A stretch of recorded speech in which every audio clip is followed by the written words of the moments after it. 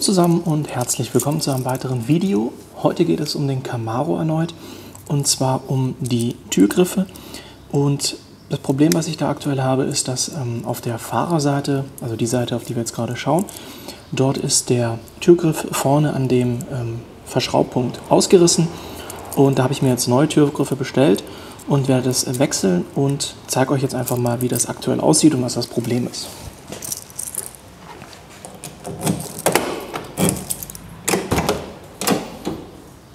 Das hier ist jetzt der Türgriff von der Fahrerseite und hier kann man erkennen, der ist ausgerissen. Der ist hier normalerweise eben mit so einer Schraube befestigt und ja, das hat sich jetzt einfach im Laufe der Zeit gelöst. Da gibt es entsprechend Ersatz, den habe ich aus den USA bestellt. Der Türgriff ist hier mit verschiedenen Schrauben an dieser Türpappe befestigt. Und ja, was wir jetzt machen, ist die Schrauben lösen und gegen den neuen Türgriff ersetzen. Hoffentlich ein relativ einfacher Job. Mal gucken, im Idealfall sind es eigentlich nur 3 Schrauben. Zeige ich euch jetzt gleich und dann müsste man den Türgriff bzw. die Armlehne, / den Türgriff hier ganz gut wechseln können. Ich habe die Kamera jetzt noch mal ein bisschen umpositioniert und wie man sehen können, haben wir hier 3 Schrauben, die den Türgriff bzw. die Armauflage an der Türpappe befestigen. Diese 3 Schrauben, die eine Schraube ist ja schon lose, da hat sich das ja bereits gelöst. Das heißt, es sind eigentlich jetzt auf der Fahrerseite nur noch 2 Schrauben zu lösen. Die werde ich jetzt eben entsprechend lösen und dann mal schauen, ob ich das abbekomme. Ich habe jetzt hier einfach einen Kreuzschlitzschraubenzieher und löse jetzt einmal die Schrauben.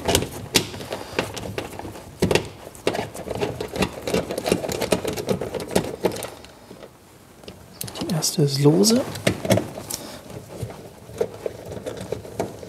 Kommt mir auch jetzt schon entgegen, sieht sehr gut aus. Die zweite ist lose. Gucke ich mal, ob ich die da rausbekomme.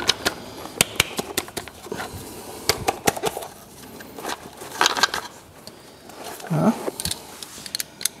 Wollen nicht raus. Okay, vielleicht sind die auch einfach so konstruiert, dass sie hier in der Verkleidung drin bleiben.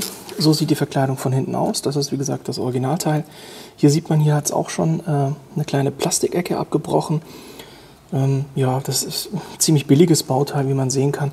Innen drin ist hier so ein bisschen Hartkunststoff und dann ist drumherum so ein bisschen weicher Kunststoff. Hier ist noch irgendwie so eine Einlage, wahrscheinlich damit das hier oben, wenn man den Arm drauf legt, damit das eben nicht nachgibt, damit das eine gewisse Stabilität hat. Ja, hier drin, das sind alles Blechschrauben. Die da vorne werde ich jetzt noch lösen.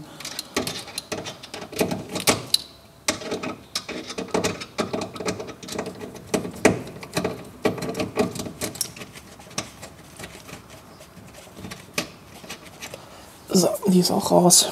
Haben wir also 3 Schrauben. Wie gesagt, interessant bei den älteren Fahrzeugen, also hier sieht man das wirklich noch Türpappe. Das heißt, also wir haben hier hinter so Pressspanholz, was ja bei modernen Fahrzeugen alles Kunststoff ist. Ja, und was eben auch interessant ist, dass wir überall noch Blechschrauben haben. Also bei vielen oder bei eigentlich allen modernen Fahrzeugen hat man ja solche Plastikeinsätze, in die man dann die Schrauben eindreht. Und hier ist es eben tatsächlich noch Metall, also ganz klassisch. Jetzt schauen wir uns einmal den Ersatz an, den ich in den USA bestellt habe.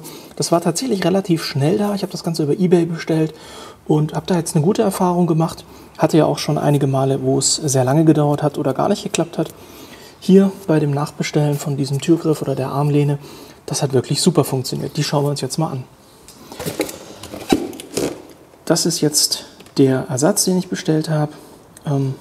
Es ist jetzt kein GM-Teil, das habe ich nicht gefunden. Das sind aber entsprechende Teile, die anhand der Originalvorgaben gefertigt werden. Schauen wir uns das Ganze einmal an. Ich hole mal eins aus der Packung raus. Und dann können wir schon erkennen, das sieht sehr ähnlich aus. Wir haben hier also auch diese Plastikeinlage, die das Ganze hier so ein bisschen stützt. Dann haben wir hier auch unsere beiden Befestigungspunkte von den mittleren Schrauben. Wir haben hier den Befestigungspunkt von der oberen Schraube. Das Einzige, was mir jetzt aufgefallen ist, dass das Ganze eben noch so ein bisschen ja, weißlich ist. Ich vermute, das werde ich noch einmal reinigen müssen. Das ist wahrscheinlich vom Herstellungsprozess. Ich vergleiche das jetzt mal mit dem anderen.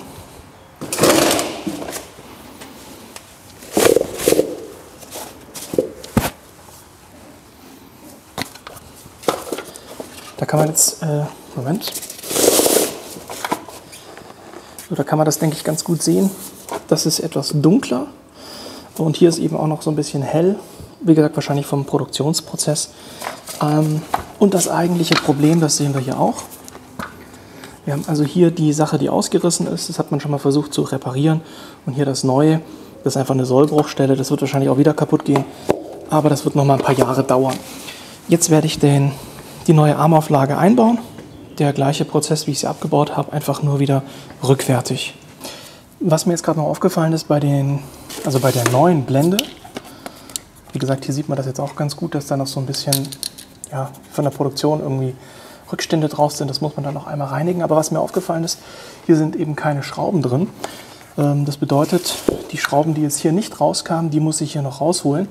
Das mache ich, indem ich hier hinten in das Loch, wo die Schraube drin steckt, einfach mit einem kleinen Schraubenzieher reindrücke und dann von der anderen Seite entsprechend rausschraube. Das mache ich deswegen, weil sonst würde ich die Schraube immer wieder zurückdrücken, dann würde die nicht rauskommen. Und so kriege ich die da eben raus. Ist jetzt nicht super geil, aber funktioniert.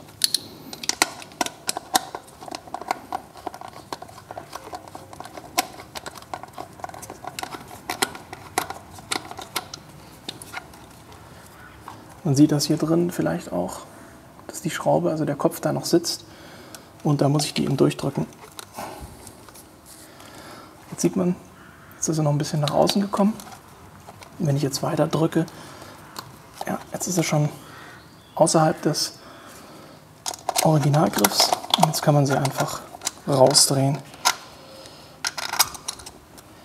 Es sind unterschiedliche Schrauben.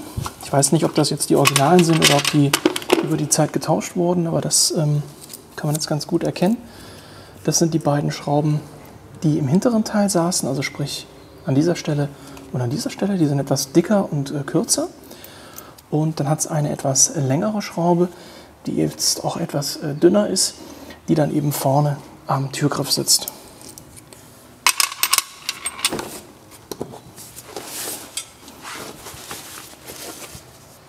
Jetzt muss ich schauen, dass ich hier wieder die alte Auflagefläche treffe, damit eben diese Abdrücke, die hier schon vorhanden sind, damit die eben wieder identisch sind, sonst sieht das gegebenenfalls komisch aus. Schnappe ich mir so eine dickere Schraube.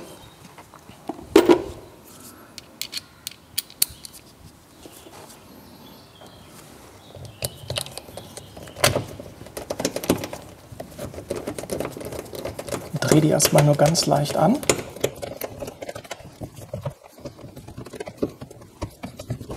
Sofern das funktioniert.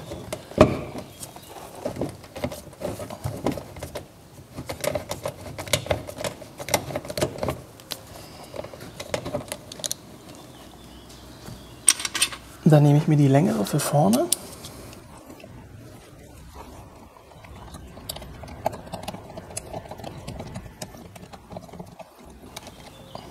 Das wird schwierig, da sehe ich nicht hin. Ich muss die Kamera einmal umpositionieren. So, jetzt kann ich hier auch hingucken.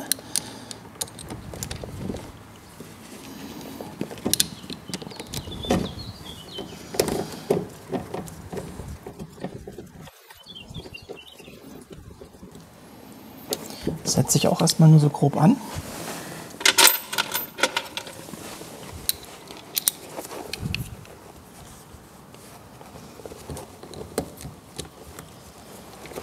Das gleiche jetzt hier mit der zweiten auch.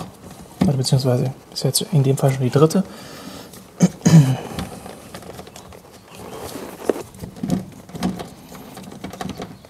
So, also wie man sehen kann, ist das jetzt irgendwie noch total schief. Die Schraube hier oben habe ich ganz gut reinbekommen. Bei den beiden hier hinten, am hinteren Teil, habe ich noch so ein bisschen meine Zweifel, dass die richtig sitzen.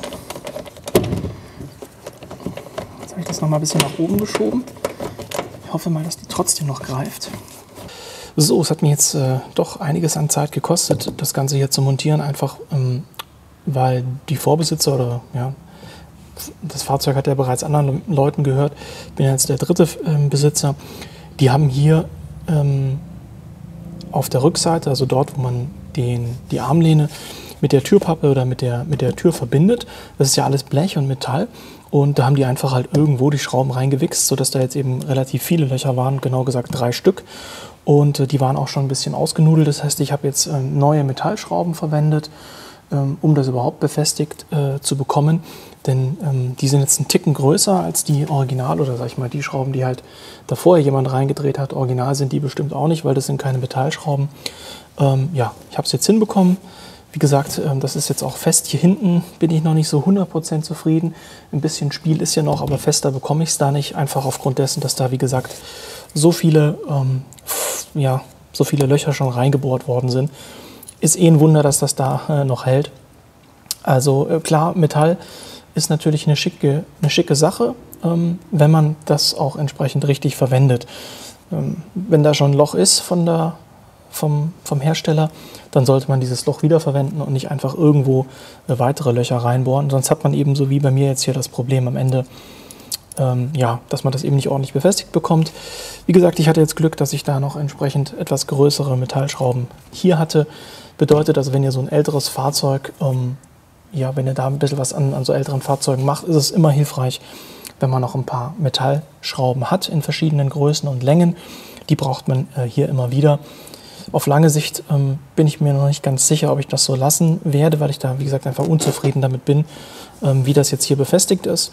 Vielleicht werde ich das dann auch nochmal zuschweißen später und nochmal ein spezifisches einzelnes Loch machen oder vielleicht auch eben entsprechendes eine Gewindehülse einsetzen. Da muss ich dann mal noch gucken. Jetzt, wie gesagt, für hier, der Griff ist wieder fest, ich kann die Tür wieder öffnen und schließen. Und jetzt schauen wir mal, wie es auf der Beifahrerseite läuft, ob es da ähnlich schlimm aussieht oder ob es da besser läuft. So, jetzt sind wir hier auf der Beifahrerseite. Hier ist die Aufnahme noch voll in Ordnung. Und was jetzt auch auffällt, auf der Fahrerseite war das ja so, dass das nachbestellte Teil so ein bisschen mit so weißen Flecken war von der Produktion, die ich, wie gesagt, noch sauber machen muss. Auf der Beifahrerseite jetzt haben wir das Problem in dem Maße nicht, wie wir das auf der Fahrerseite hatten. Das heißt, hier sieht das Teil auch schon ohne zusätzliche Reinigung relativ gut aus.